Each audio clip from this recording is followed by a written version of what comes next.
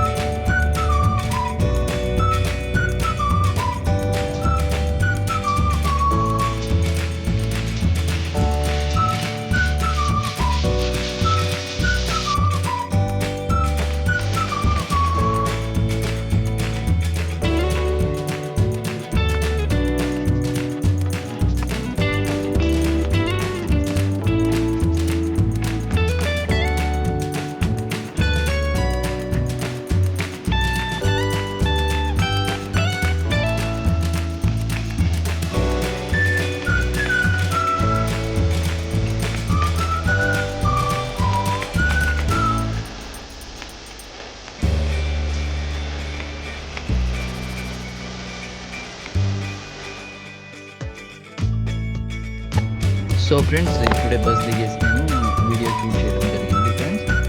చూడండి ఫ్రెండ్స్, ఇదే మాలియా వచ్చాను. ఇప్పుడే బస్ దిగేసి వీడియో షూట్ చేశాను. ఇక్కడైతే మన తెలుగు వాళ్ళు కనబడుతున్నారు కదా, అందరూ చీరలు కట్టుకొని అందరూ బ్యాగులు అంటే షాపింగ్ చేసి వెళ్తున్నారు అనమాట. ఇంకా ఏమన్నా కొనాల్సి ఉంటుంది కదా, అటుపక్క ఇటుపక్క షాపింగ్ మాల్స్ ఉన్నాయి. చాలా షాపింగ్ మాల్స్ ఉన్నాయన్నమాట. ఇంకా షాపింగ్ చేసుకున్న వాళ్ళందరూ ఫ్రైడే అంటే లీవ్ ఇస్తారు ఇక్కడైతే. కువైట్లో ఉండే వాళ్ళకు ఫ్రైడే ప్రతి ఒక్కరికి లీవ్ ఉంటుంది. ఇక్కడ కువైటీ వాళ్ళకు లీవ్ ఉంటుంది, మనకు కూడా లీవ్ ఉంటుంది అన్నమాట.